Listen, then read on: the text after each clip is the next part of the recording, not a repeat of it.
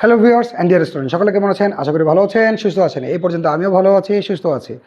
তো ভাই, আমি ইতিপূর্বে আপনাদেরকে অনেক কিক, পাঞ্চ, ব্লক আপনাদের জন্য আমি টিউটোরিয়াল দিয়েছি। আজকেও তার ব্যতিক্রম হবে না। আজকেও আমি যে জিনিসটা নিয়ে আলোচনা করব সেটা হচ্ছে একটা ব্লক।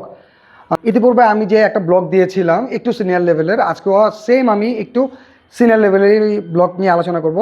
যেমন মন্থমাকি, আরেমাকি, ভাটকাটমাকি, ওলগুলমাকি। অ্যাকচুয়ালি এগুলো হচ্ছে জুনিয়র লেভেলের ব্লক। হোয়াইট থেকে ইয়ে লেভেল পর্যন্ত বা গ্রিন লেভেল পর্যন্ত শেষ হয়ে যায়।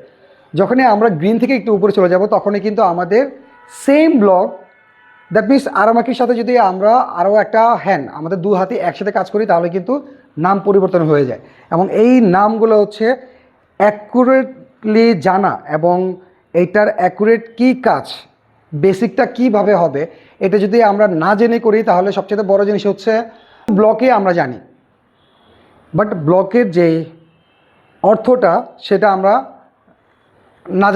না জানার মধ্যেই এটা পড়ে যাবে, যে আমরা না জেনে কোনো জিনিস শিখতেছি, অনেকটা এরকম হবে।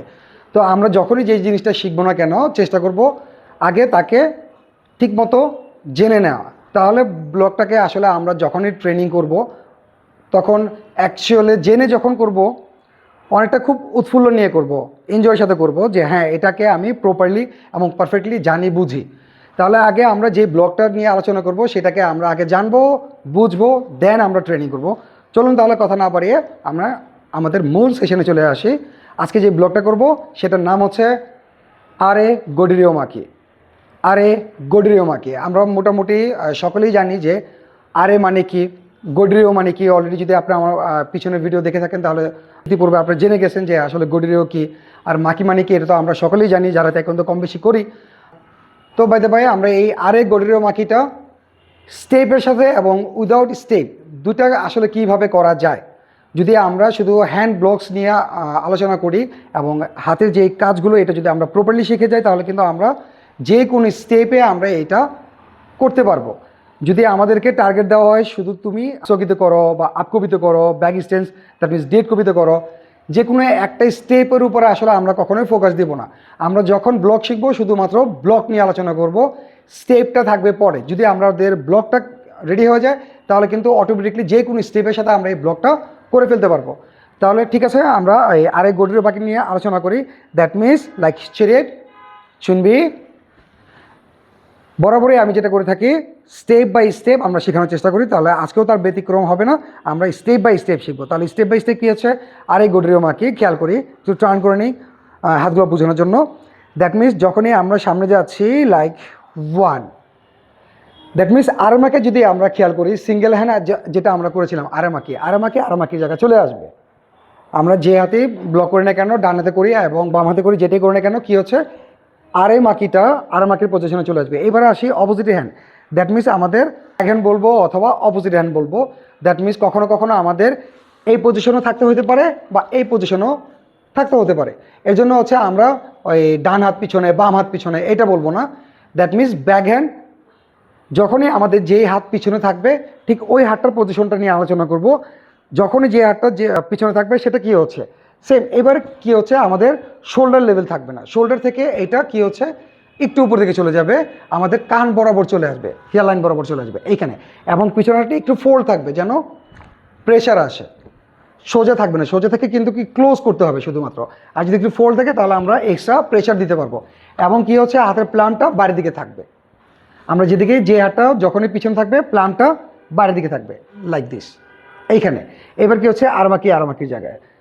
তাহলে কি হচ্ছে, যখন আমরা ব্লক করবো আরামাকির জায়গায় চলে যাবে। এবং অপোজিট হ্যান্ড কি হচ্ছে, যখন আমরা ব্লক করব অপোজিট হ্যান্ডটা কি হচ্ছে, এই যে হাতে আমরা ব্লক করেছি সেই হাতে যে এলবো পয়েন্ট আছে এলবোর কাছাকাছি এইখানে থাকবে, সমান।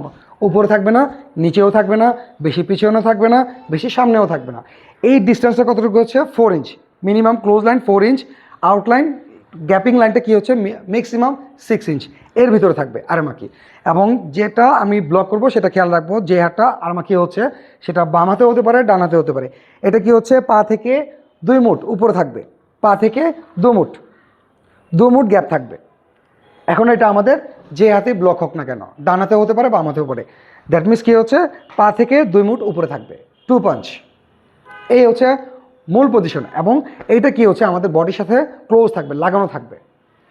খেয়াল রাখবো বডির সাথে 4 আর্মস পর্যন্ত, হাতের রিস্ট থেকে এলবো পর্যন্ত যে 4 আর্মসটা আছে এইটা লাগানো থাকবে। এলবোটা লাগানোর চেষ্টা করবো না, যদি এলবোটা লেগে যায় তাহলে আমাদের কি হচ্ছে হাতের রিস্ট এবং 4 আর্মস এটা খুলে যাবে, দেখতে অদ্ভুত লাগবে। এই পার্টটা গার্ড থাকবে, এইটা না, এলবো লাগানো থাকবে না, হাতের রিস্ট থেকে এলবো পর্যন্ত।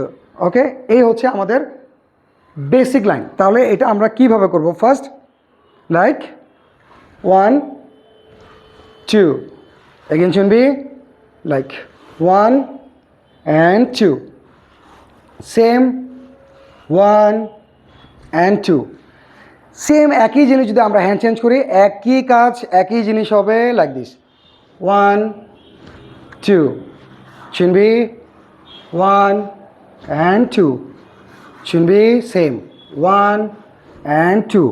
এই হচ্ছে আমরা যখনই যে হাতেই করি না কেন মেজারমেন্ট একই থাকবে। এবার ডান হাত পিছনে যাক বা বাম হাত পিছনে যাক, যেটাই যাক না কেন আমাদের মেজারমেন্ট সেম থাকবে। তাহলে যখনই আমাদের 1 2 ক্লিয়ার হয়ে যাবে আমরা চেষ্টা করব সিঙ্গেল কাউন্টার করার জন্য, without speed without power, like 1 same back 2